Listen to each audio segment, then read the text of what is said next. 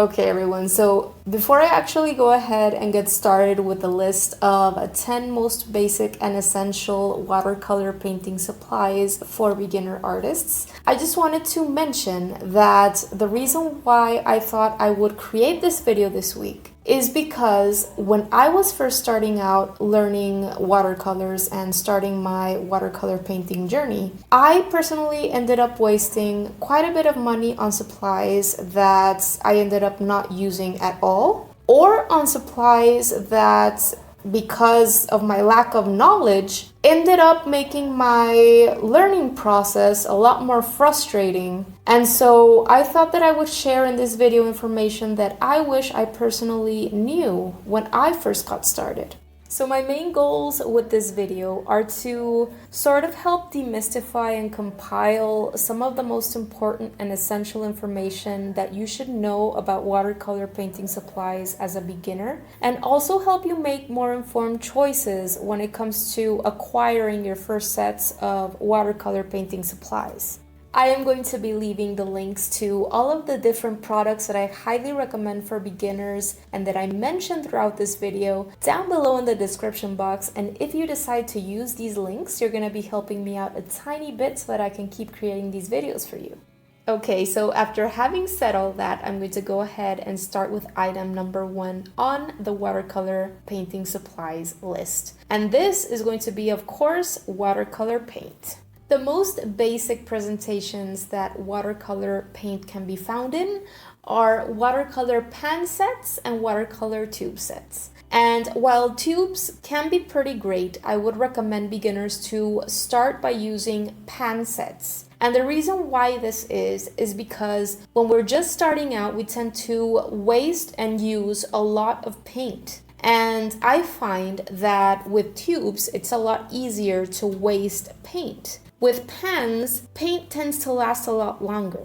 Even after becoming more experienced and knowledgeable about watercolor paints, I personally prefer using pan sets to the day. I highly recommend that beginners take time to do a bit of research and invest in a good watercolor paint set that offers a good quality for an accessible price. Two brands that I personally love and I often recommend to beginners because they offer great quality for very accessible prices are Winsor & Newton, especially their Cotman line, and the Sakura Koi watercolors. For me, these colors are creamy, they blend together nicely, and they have a pretty good color payoff.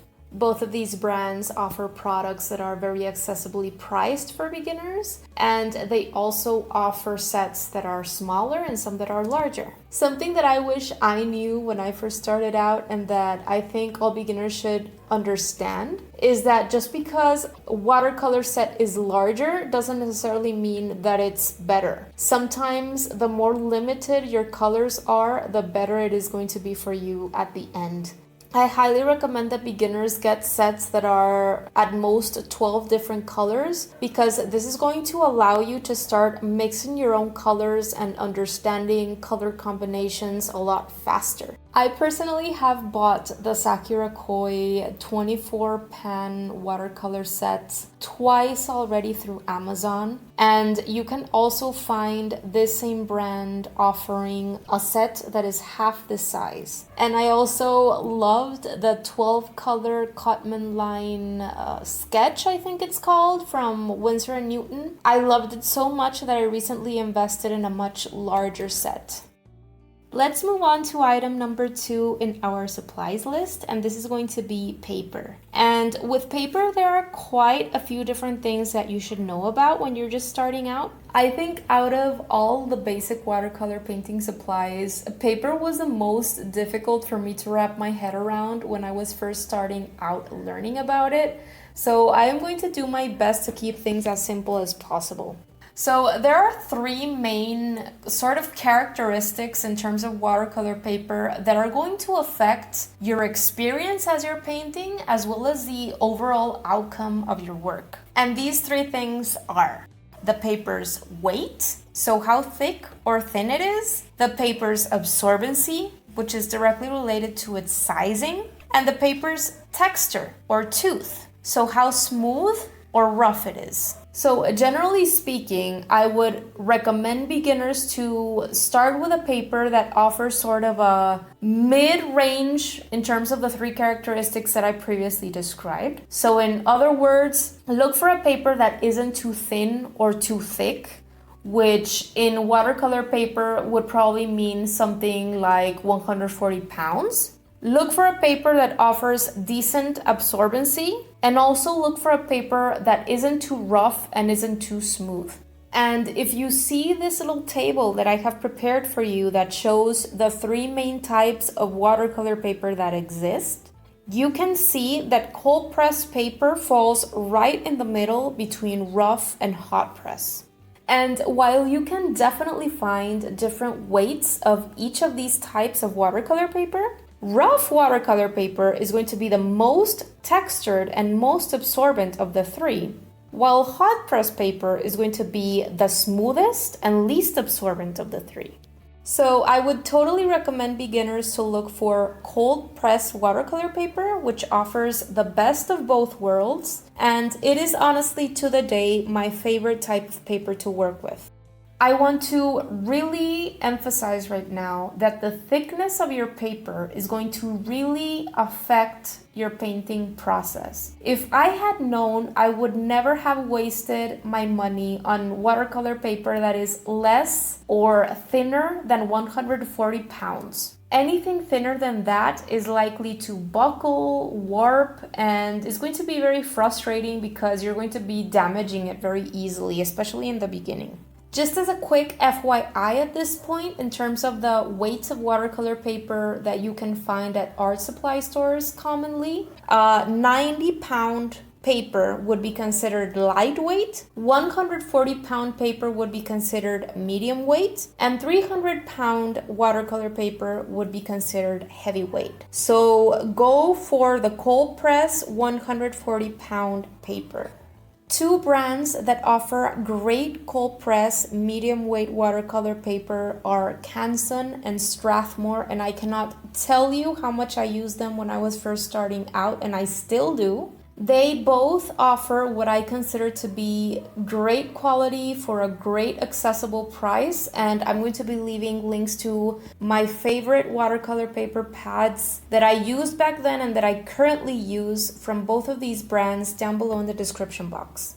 Okay guys, and the last thing that I want to very quickly mention in regards to watercolor paper before we move on to the next point are the different formats that you can find it in. The first format that you can commonly find watercolor paper in is in pads with many sheets in them.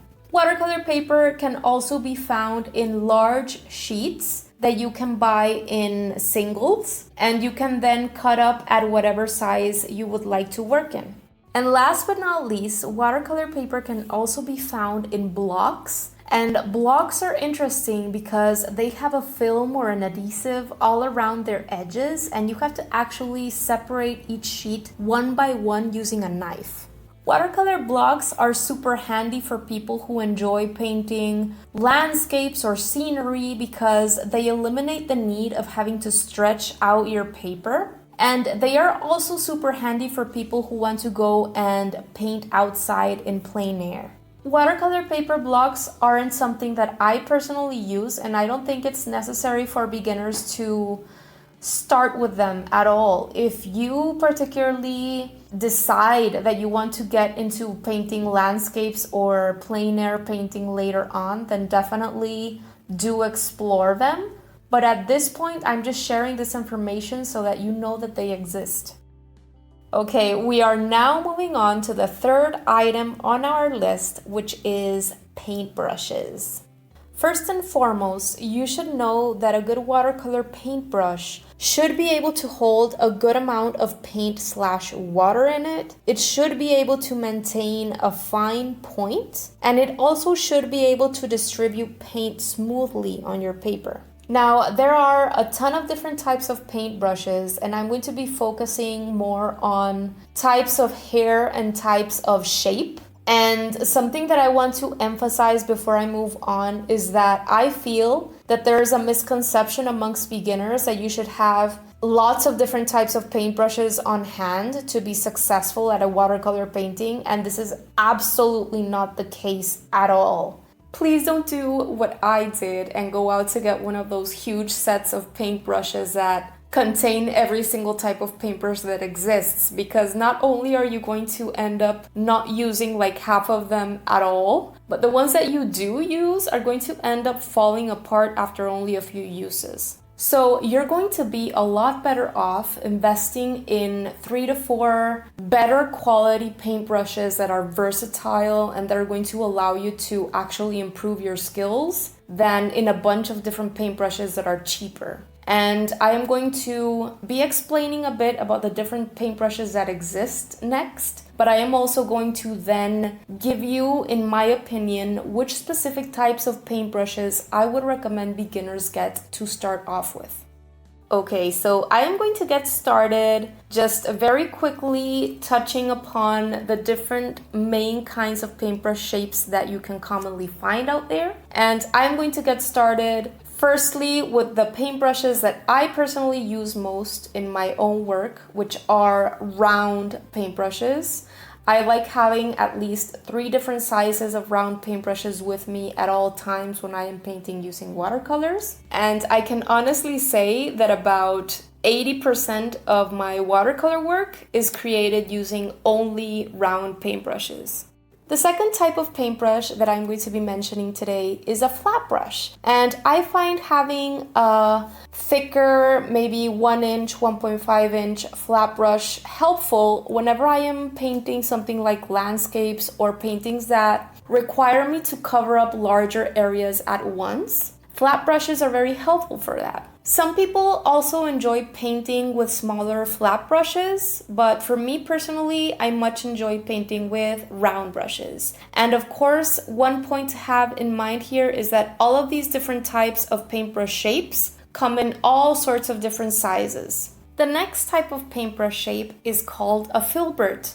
And a filbert, I consider it to be somewhere between the flat brush and the round brush. Other common watercolor paintbrush shapes are angular brushes and fan brushes and detailing brushes. And another type of paintbrush that I don't want to leave out because it's kind of handy to have is the kind of paintbrush that allows you to fill it up with water and take it with you wherever you go. These kinds of paintbrushes are super cool to have, especially if you like painting in plein air or painting while you're at a certain place at a cafe or something like that. Or also if you like to take your stuff with you when you're traveling. And just as a quick FYI, this particular water fillable paintbrush that I am showing you in this video actually came with my Sakura Koi watercolor set. And later on, as you continue with your watercolor painting journey, you're most likely going to start learning about more special kinds of brushes, like for example, the dagger brush and the mop brush and the rigger brush and the spotter. And for now, I think it's very important that you sort of concentrate on the most basic types of paintbrush shapes that exist and don't worry so much about those more special brushes until later. In terms of different types of paintbrush hair, you're going to be able to find paintbrushes that are created using natural animal hair from squirrels, hogs, camels, oxes, etc. You're going to be able to find synthetic hair, which is meant to mimic natural hair. And you're also going to be able to find at times paintbrushes that are created with a mixture of both natural and synthetic hairs. I would recommend beginners to start with paintbrushes that have synthetic hair because not only are they generally more cheap, but they are more durable in many aspects. And this is very important in the beginning when we're just starting to learn how to best take care of our brushes. Okay, so just to finish up with this paintbrush section, I would like to make my personal recommendation in terms of what I would suggest beginners get. So I am going to suggest that you give thought to what kind of painting you want to get better at. So for example, if you personally like to paint things like landscapes or settings that require you to cover up larger areas of your paper, I would suggest that you go for larger sizes. If you are somebody like me that really likes to kind of focus more on specific objects, then you're probably going to want to get paintbrushes that are medium to smaller size. So give thought to that yourself. Give thought to the specific kind of subject that you would like to paint, and not so much the different techniques that all of these people out there tell you that you should try out. I highly recommend that you focus on the kind of subject that you want to particularly get better at.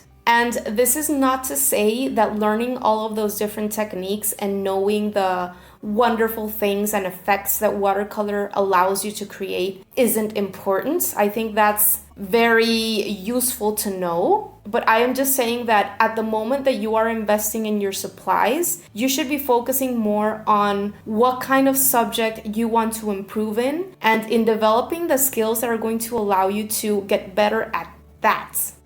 I am a huge proponent of working with limited supplies, and I really admire artists that are able to create amazing artwork using the most basic supplies on hand. And I really feel like you're going to progress more by learning how to create certain effects with just things that you have on hand. So don't ever give into thinking that you can only paint trees using a fan brush, or that you can only paint clouds using a mop brush or a flat brush, because that is not the case. You can always find ways to paint whatever you want to paint using the supplies that you have. So I highly recommend getting the most versatile type of paintbrush in different sizes and work from there. If you want to create very highly detailed paintings, then I would suggest you start with maybe a 2, a 4, and a 6, or even lower, but that is up to you. Moving on to the fourth item on our watercolor painting supply list, you're going to be needing a paint mixing palette. And you can get plastic ones for very cheap at art supply stores. Just make sure that they have good water reservoirs so that the water doesn't get everywhere when you're mixing your paints. Personally, I really enjoy using old plates from my kitchen to mix my paint. But sometimes when I create very watery paint mixtures for washes or stuff like that, my different colors tend to mix together. So if this is something that would irritate you, then maybe look for a watercolor specific mixing palette. Item number 5 on the list is any kind of thick cardboard that you can find where you can tape your watercolor paper onto, especially if you're planning on painting things like landscapes or scenery.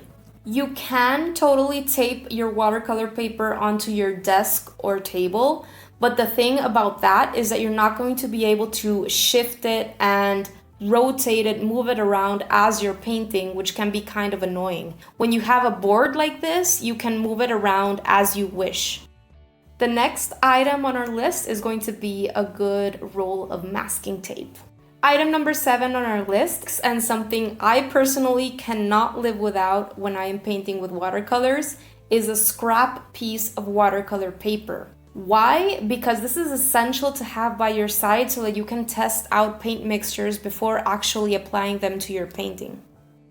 The next item on our list is an old rag or paper towel from your kitchen.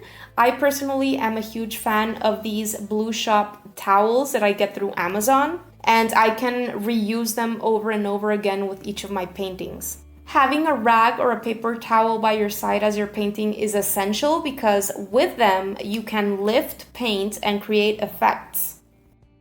The next item on our list is going to be a cup or a glass jar that you can place your water in. And some artists really enjoy using 2 or even 3 glasses of water at the same time as they are painting, because it enables them to have cleaner water throughout their painting process.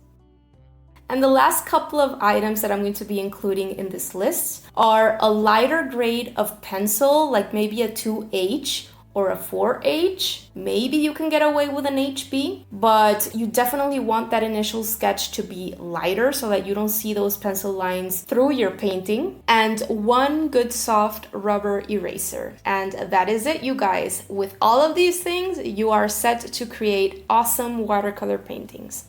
Okay everyone, so that is it for today. I hope that you found this video helpful. I hope that it inspired you to go and try some watercolor painting for yourself.